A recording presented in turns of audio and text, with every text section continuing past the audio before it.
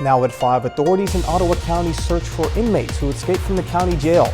Plus, a mother in southeast Kansas pulls her son from school after incidents of alleged bullying. And President Biden outlines his plan to protect reproductive rights. The 4 states' most watched news starts now. Authorities in Ottawa County, Oklahoma are searching for 3 escaped inmates who the sheriff's office are calling armed and dangerous. This is KOAM News at 5. I'm Jalen Banks. According to the sheriff, 4 inmates were on a work detail at the jail when they ran eastbound around 2:45 this afternoon. 1 inmate was caught shortly after.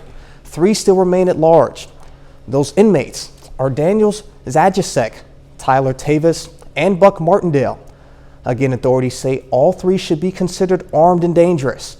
If you have any information about their location, you're asked to call 911. In a separate incident, authorities in Ottawa County have 1 person in custody following a shooting this afternoon. Miami police were called to a house at County Road 680 and East 85 to assist Ottawa County deputies. No information has been released about any injuries or fatalities from the shooting. Authorities say it is not related to the escaped inmates. A mother whose child goes to Chanute Elementary School is expressing her frustration on the way the school administration is handling her son's alleged bullying case. Stephanie Henderson, a mother of 2, says her son was bullied in school 3 times in 3 weeks from September 8th to the 23rd. She says the bullies assaulted him, piled on him, and kicked him in the groin, which caused him to urinate blood. As a parent, I am very upset, very frustrated and disappointed in the school system that they are not doing a better job to protect our children.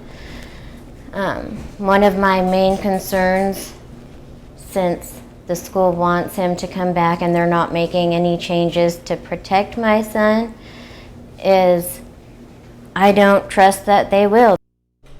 Henderson says she's willing to press charges against the bullies. And now Doug Hitty joins us with the first look at the weather. Well, it turned out to be another great day outside for us today. Warming up just a bit. We made it up into the mid-80s during the afternoon. You can't see a lot of mid and upper level clouds kind of streaming through the region, so we're going to call it partly cloudy skies.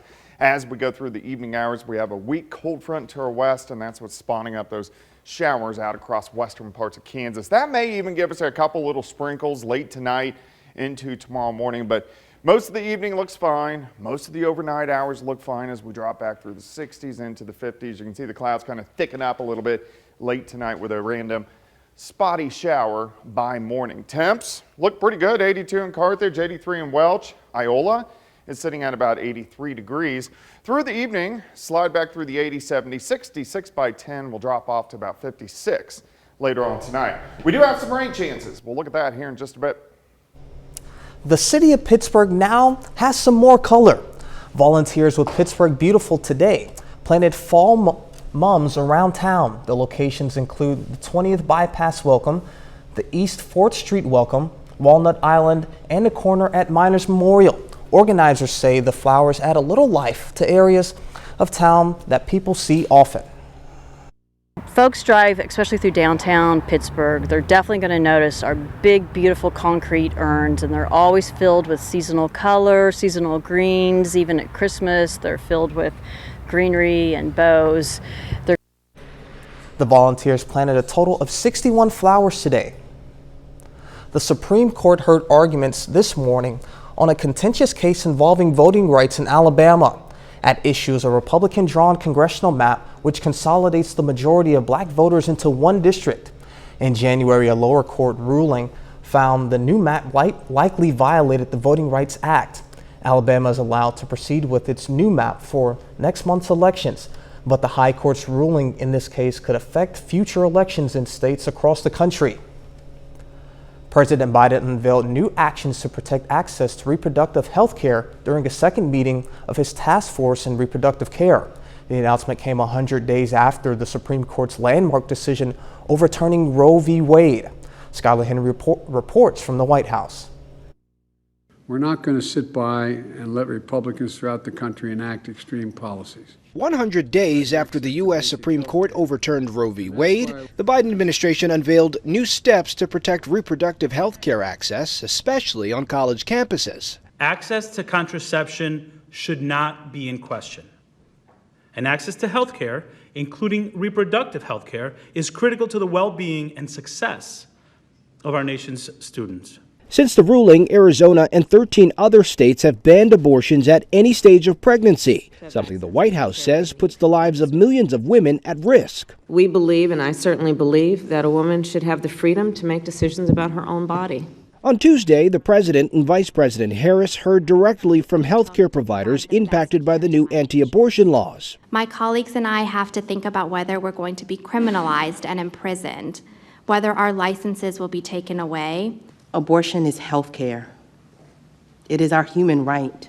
President Biden is hoping the abortion access issue will be enough to get voters to the polls for Democratic midterm candidates.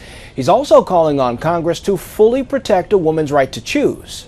Congress should codify the protections of Roe and do it once and for all. Just last month, Republican Senator Lindsey Graham introduced a bill calling for a national abortion ban, in part to sway GOP voters this fall. After 15 weeks, no abortion on demand, except in cases of rape, incest, to save the life of the mother. President Biden has vowed to veto any national abortion ban that gets through Congress and continue to fight extreme measures blocking access to the procedure. Skyler Henry, CBS News, the White House. The Biden administration also announced it's giving clinics that provide free and subsidized family planning services an additional $6 million. Music, the world of country music has lost a legend. Loretta Lynn, the coal miner's daughter, has died. Lynn's story is well known. She grew up in extreme poverty in Kentucky. Her sister Crystal Gale also became a famous singer. As a teenager, Loretta married Oliver Doolittle Lynn. The couple had 6 children together during their tumultuous marriage that lasted close to 50 years. Loretta Lynn was 90 years old. Still ahead, the latest efforts to combat climate change. Zero waste to zero emissions. I'm Tina Kraus with a new report offering a speedy solution to help tackle the climate crisis. And next in Health Watch, what the nation's top health experts are saying about this year's flu season. Topping today's Health Watch, a new study confirms previous recommendations that pregnant women should be vaccinated against COVID-19 for the health of both mother and baby. The study published in JAMA Pediatrics reviewed data from women who had received at least one COVID vaccine shot during their pregnancies. Researchers found no evidence of increased risk of preterm birth, small size of the baby, C-section, or other complications. Study authors also found that getting the shot was associated with lower risk of NICU admission and babies dying in the womb. The CDC says, according to the early data, about 3 million Americans have gotten the flu shot so far this season, but they're hoping that more people roll up their sleeves in October. They're warning it could be a very rough winter. Naomi Ruckham reports. This is for Brent. Dr. Jeb Teichman rolled up his sleeve for his annual flu shot today. It's a vaccine he's passionate about after losing his 29-year-old son Brent to the flu 3 years ago. And the irony here is that as a pediatrician, I was a tireless advocate for all vaccinations. But you know, when they're a young adult and they think they're invincible, you can't grab them by the hand anymore and drag them to get their flu shot. Teichman joined other doctors and U.S. health experts for a national conference aimed at encouraging all Americans to get a flu vaccine. They expect it could be a highly infectious year if the U.S. is anything like Australia that just finished up its flu season. They had the worst influenza season over the past 5 years. In a recent national survey, only 49% of adults say they plan to get the flu vaccine. Health officials are also concerned that the percentage of pregnant people and children getting the flu vaccine has continued to trend downward. The lowest flu vaccination coverage we have seen in children in the last 8 seasons. And for the first time, health officials are recommending people 65 and older receive a high-dose flu vaccine or an adjuvanted flu vaccine. An adjuvant is added to a vaccine to create a stronger immune response. This preferential recommendation was based on a review of the available studies, which suggested that in this age group, these vaccines are potentially more effective than standard dose unadjuvanted flu vaccines. Health experts also suggest pair your flu vaccine with your COVID-19 booster for maximum protection against both respiratory illnesses this winter. Naomi Ruckham, CBS News, New York. And if you're looking to find where a pharmacy or clinic that offers the kind of flu vaccine you need, go to vaccines.gov and type in your zip code. Younger adults diagnosed with early onset dementia are up to 7 times more likely to die of suicide after diagnosis. A study out of the UK looked at tens of thousands of medical records over an 18-year period and found that nearly 2% of those diagnosed with dementia died from suicide. However, those diagnosed under the age of 65 faced a higher risk during the first 3 months after learning that they had the disease. And that's a look at today's top health news. A little later, Elon Musk makes an offer to avoid litigation with Twitter after trying to pull out of his acquisition. Plus, our temperatures kind of up and down as we go through the rest of the work week. We're going to look at that coming up. Well, it definitely turned out to be another nice day for us today. We've had a decent amount of sunshine, some mid and upper level clouds kind of streaming through, but overall, it looks pretty good. Nice shot. This is Indigo Sky Casino and Resort, Seneca, Missouri. We are going to see the clouds increase a little bit as we go through the overnight hours for us tonight. But October has started off nice, above average 80s for the past 4 days. Now, we are going to cool down a little bit later on this week, so it's going to be a little bit more fall-ish by the time we get into Friday and Saturday. 82 in Carthage, 81 at Grand, 82 in Pittsburgh, a little bit warmer western counties, 85 in Neodesha, and you can see the Central Plains kind of heating up. But look at this weak little front out to our west. This is going to actually shift through by the time we get into tomorrow evening, and that will start the process to cool down a little bit later on this week. As of right now, it feels good. It's 83 northerly winds at about 5 to 10 humidities at 24%. As we go through the evening hours, by 8, 71, 66 by 10, we'll drop back to about 56 a little bit later on tonight, but not a whole bunch going on. Very similar to what we have seen over the past couple weeks. A few mid, upper level clouds kind of streaming through. With that cold front out to the west, clouds are a little bit thicker, some light little showers, so we may get a random sprinkle or a random shower late tonight into tomorrow morning as this weak system gets a little bit closer to us over about the next 12 to 24 hours. So let's go through time during the overnight tonight. You can see these mid and upper level clouds. Here's midnight. We'll go into the morning hours. We'll stop at about 6. You can see mid to upper 50s, maybe a random quick little sprinkle. Most of us are going to stay dry. As we go through the morning hours, we'll stop at the noon hour. Most of us sitting into the upper 70s.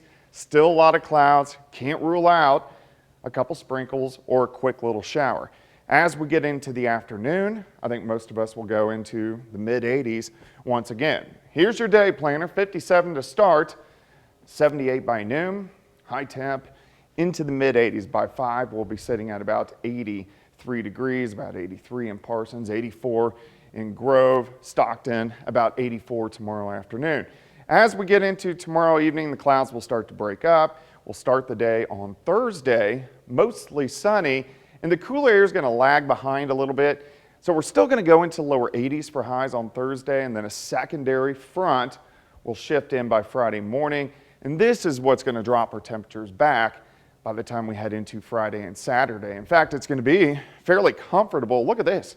Friday afternoon, upper 60s to near 70 degrees, hanging out lower 70s by the time Saturday rolls around.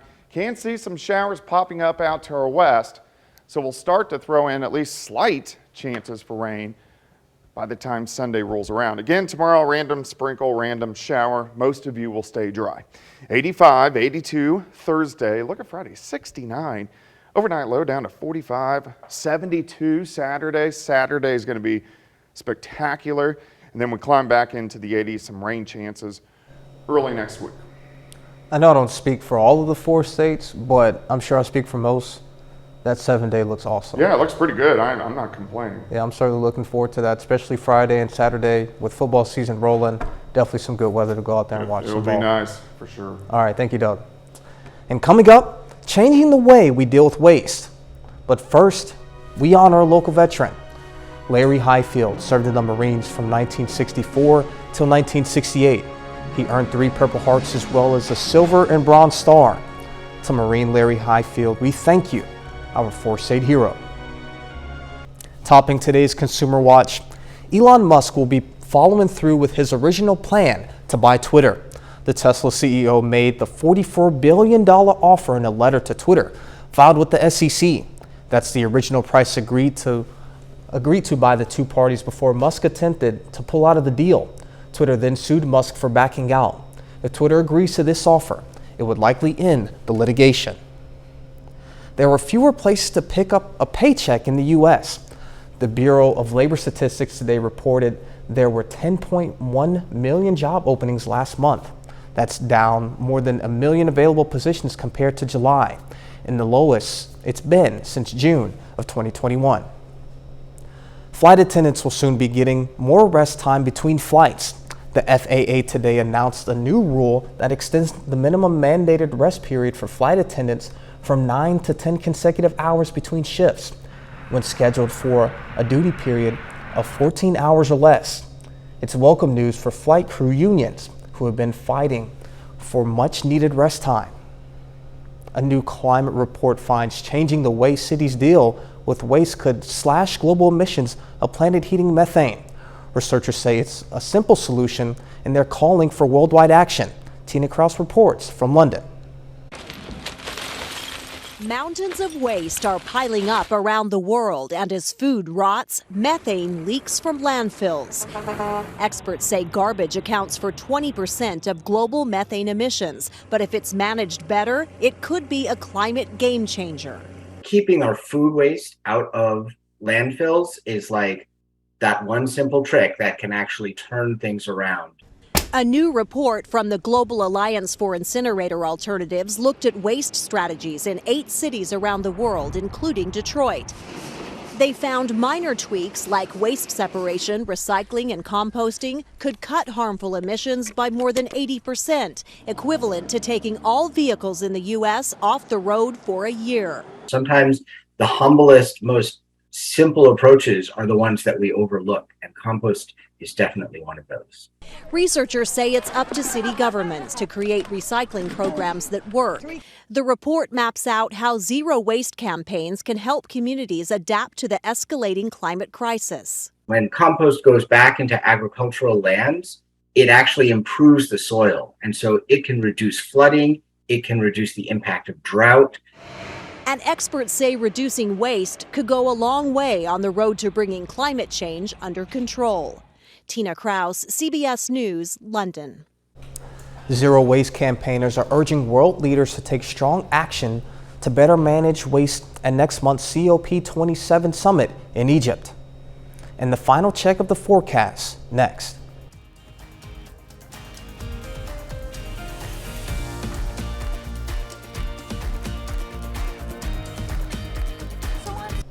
Up next on the CBS Evening News, the death toll from Hurricane Ian continues to rise. Then on the KOAM News at 6, we'll have the latest on the search for escaped inmates in Ottawa County. Plus, more on a mother's frustrations with the Chinook, Kansas school over the handling of bullying allegations. And Joplin firefighters get some training for rescue situations. Stay with us for the CBS Evening News, then on the KOAM News at 6. All right, Doug, what do you have for us? Well, it looks actually pretty good. We are going to have some clouds sticking around for us tonight. Could get a random sprinkle, random shower late tonight into tomorrow. Most of you will stay dry. That's why I'm only going a 10% chance for rain. 85, 82 on Thursday, and then look at the cooler air working in. Upper 60s, so high school football weather is going to be in the 50s Friday evening.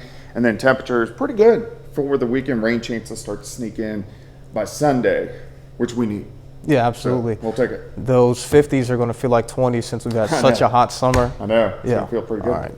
Well, thanks for joining us. The CBS Evening News is next. Of course, we'll be right back here at the KOAM News at 6, and we'll see you then. Let's make it a great evening.